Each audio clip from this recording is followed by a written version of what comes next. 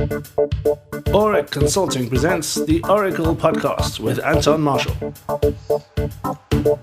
Hello and welcome to the Oracle. My name's Anton Marshall. Today, for the first time on the Oracle, we have two guests.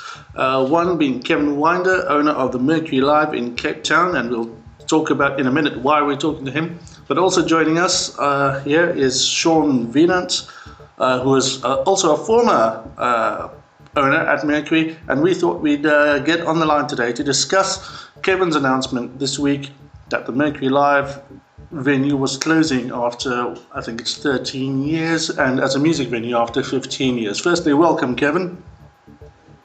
Hi, everybody. Hi, Anton. Kevin, this week you announced that the Mercury was closing.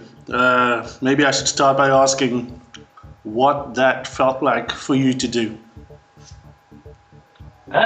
Well, it's an end of an era, so it felt it was a hard thing to do. It was really hard to actually physically do it. I knew we had to do it at some point. It was getting to that point, but to actually do it was, I had to just close off my mind and just put the announcement out there and just accept that that's what was going to happen. Yeah. The response from the internet, did that surprise you at all? Yeah, a little bit. I mean, I knew we were fairly popular from years gone by, but no, the response was overwhelming. It was amazing. So many people loved Mercury, and so many people do love Mercury, and all the people who work there, and so I mean, it performed of great service to Cape Town for the 13 years, almost 13 years we were open. Yeah. I'd like to bring Sean in at this point because you mentioned 13 years ago was when the two of you decided to take over what I think was then called the Jam. Correct. Sean. Yep. Yes. Hi everybody. Yeah, it was the Jam, and the lower venue was called 206. They ran as two separate venues. When Kevin and I bought it and opened it as the Mercury, we combined the two venues. So, given what you had in mind when the two of you first took it over, and sort of through the years where it evolved, what brought us to this in broad terms, do you think? Maybe start with Sean's view on that and then go to Kevin. Brought us to where? To a closing point? To a closing point now, yeah.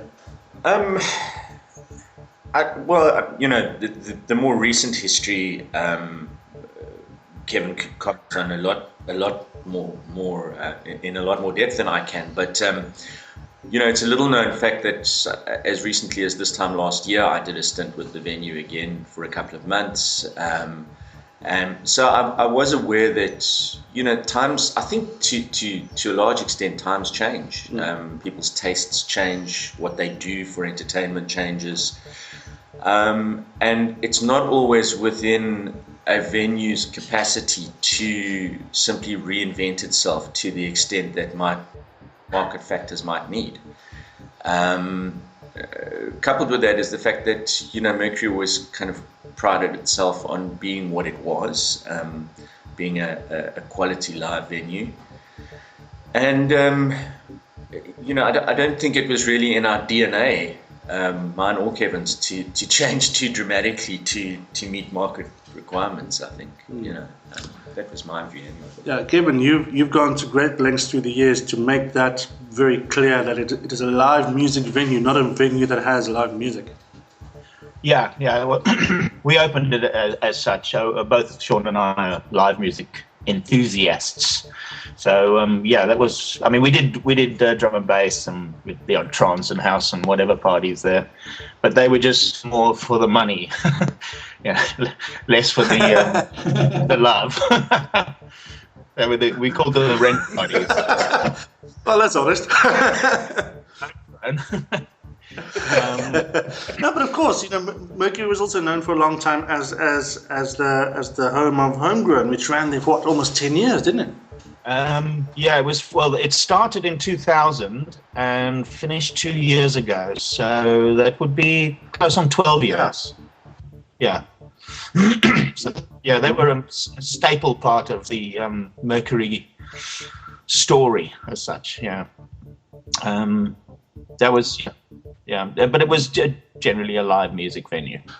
Given the Mercury closing down with nothing sort of at least announced yet in terms of anything replacing it, it's a major venue in Cape Town, and we've had a few venues closing down recently in the last, say, year or 2 years. Where is this going? Is live music really taking such a serious hit, or live rock music in this case? Well, I think the reason that the bigger venues are struggling mostly is because there's way too many small venues doing, like 50 people and, little bars that just put on live music and all that sort of thing. And as soon as you take a possible audience of 500 people coming into your venue, and you have 4 other venues, little venues, taking sort of 50 to 100 of those people away, automatically you're going to start suffering.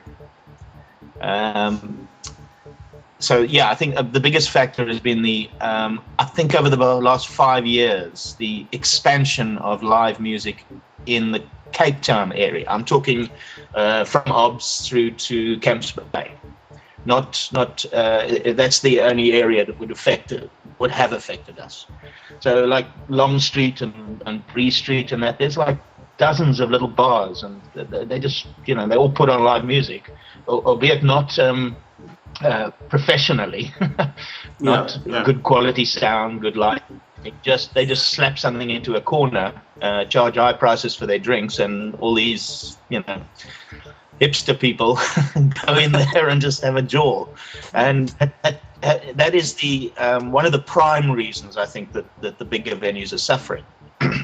Secondly, I believe Cape Town, they are it's a little bit of cold weather and they don't go out, or they went out last night for dinner, so maybe tonight's 2 nights in a row and all this sort of thing. So you've got to remember that people are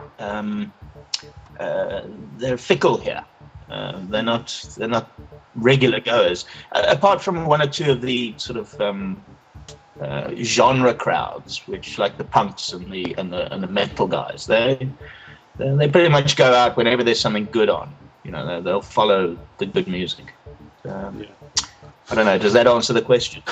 Yeah, well, it answered your side of it. Sean, something about what Kevin said there, some might say is slightly counterintuitive. What Kevin's actually saying is that because more smaller venues have started hosting live musicians, that's kind of had an impact on the larger venues. Whereas the common sort of perception is that, no, live music is becoming less and less prevalent in the city. Yeah, it's, Kevin and I have sort of discussed this at length over the years. Even after I'd sort of left the venue, we'd get into these discussions, and it is a strange perception thing where if you canvass a lot of people in the music scene, they'll say there isn't that much live music going on, but obviously, Kevin and the people involved with a venue like Mercury would keep their kind of ear to the ground, and they'll be watching, the various social media platforms and so on to see what's going on around town. And you do see the announcements of bands doing little shows here, there, and everywhere. And he's quite right, from the early days already. The minute a small venue opens up and starts doing, if they take 20 or 30 people off your door on a given night, it impacts. And when that starts happening regularly, and there are 3 or 4 or 5 or 10 venues around town, around your catchment area that are doing shows, it will impact.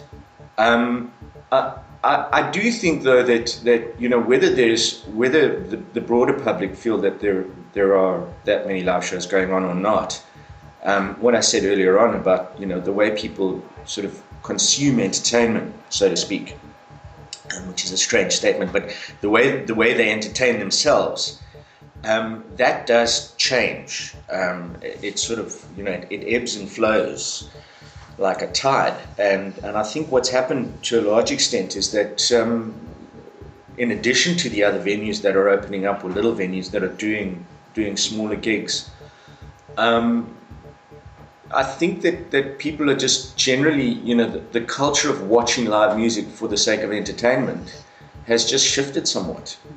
We went through this in the late 90s, early 2000s, and it's just another cycle that we're going through, I think. So Kevin, in respect then of, for this month or for this immediate future, you shut your doors. There have been some rumblings on Facebook that, it might not be the complete end of the story. I don't know how much we can talk about that, but what is your plan? What happens from here for you? Well, on the rumblings thing, before we answer that one, there is some very positive offers, and it's all up to the landlord now to choose which person he wants to go into the venue. So I'm confident that at the end of the month the venue will open again. That's good news. Maybe not as Mercury on one or two, but definitely on one of them it will open as Mercury and carry on in the same vein. I won't be involved directly. I will take a back seat and assist and help the people who are considering buying. But my future is I've actually picked up a job in July that's going to carry me through the next 12 months if necessary. A daily basis job every week of the month, and it's a sound job, and it's great. It's saved me. But I've also got a couple of other little things in the fire, my little jobs and that, and I'm considering contacting bands and managing their pages for them and seeing if we can't improve their marketing out to the world. the band friends of mine, and just showing them that they can actually make more money if they put some effort into it. So as far as somebody now taking over the venue or somebody opening a club, from years of experience, what's the best advice you can give somebody who wants to run a live music venue? Don't do it. Go big on marketing. No, if you're going to open from a venue, go huge on marketing and make sure you've got good sound and lights. That's it. I don't think people worry about drink prices that much anymore. I think that as long as the bands are good, people will go and watch them. A good booking agent always helps. It's always been a sort of a tricky thing to book good lineups. We've had a fair share of great ones. Sean will attest to that because he used to do it all the time. But yeah, the bottom line is marketing. Image in the market. All right. Which is where you guys come in. Well, you know what? I wasn't going to sort of go down this route, but I think it would kind of be unforgivable not to, between the two of you. People had been mentioning on Facebook, you yourselves included, that there's so many bands that are now so well known to not only the country but to the world that played their first gigs there, or among their first gigs there. I think I remember Freshly Ground first playing in a competition that was on stage at Mercury, and I remember Taxi Violence doing the same. So many bands that are now sort of staples of the local music scene, and venues like Mercury actually opening up those channels for them by simply being there. Well, that's always been our sort of push, is to find new music and put it out there and see what happens with it. So, I mean, Fuck Off Felicico is probably one of the great moments of both of our lives. Going from nothing to 100 in like 3-4 months. They marketed the hell out of themselves and had a full sold-out show on I think a Wednesday or Thursday night, which was unheard of at that time. Yeah. Wednesday night, yeah. And for me, one of the highlights, there's like a little set of highlights, the Sublime shows, the passion behind the Sublime shows, which was South African musicians playing a international band's music, but the passion that they put behind that, it would be great to see that in every band. Would help them. I think, and obviously in memory of one of our great punkers in this town, the Hog shows, Hogs and Fuzzy. They were some of the most exciting live shows you'll ever see. And the Beat, I have to say, the Beat was probably my high point. It being a band from my teenage years, and I had them on my stage. It was wonderful. So, and some moments with a lot of staff moments where we had good times, good laughs, great staff parties. There's lots of memories there. Too many to recount. Yeah, I think Sean, what about you? For me, it was there were also several. You caught me a little on the back foot here. I think probably one of the big ones for me. The Beat was special because I had also been listening to them as a youth. They'd been playing in a club, on the decks in the club that I grew up in, pretty much. A major highlight for me was Justin Sullivan from New Model Army. To host him on our stage was amazing. And we had several international bands through the years, and all of them were pretty special. But I think if I had to single out one incident or one show for me, freshly ground starting out in our venue, pretty much. I think our venue was their very first live show, if I'm not mistaken, or there may have been one prior to that. But very new, very fresh band starting out with us. Fokoff as well were pretty important, and the night that they came in, that first night, we just knew something special was happening. But the one that I'd have to single out was hosting my brother's band, Sugar Drive, for the first time. They'd been on hiatus for 2 years. They came back with a new album, which they ended up winning a SAMA for, and the national tour to publicize that album. They played a show at our venue, and that was a highlight for me. Probably my top one. So many memories, I'm sure. So many people will be talking about what the venue has been for them and for their bands and for their friends. And possibly as they do renovations, they'll find some names and reputations under the bar there.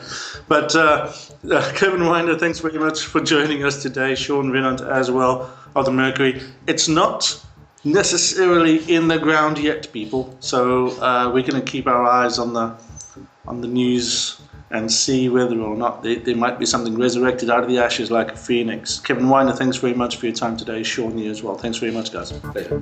You have been listening to the Oracle podcast, brought to you by Ore Consulting, www.oreconsulting.co.za.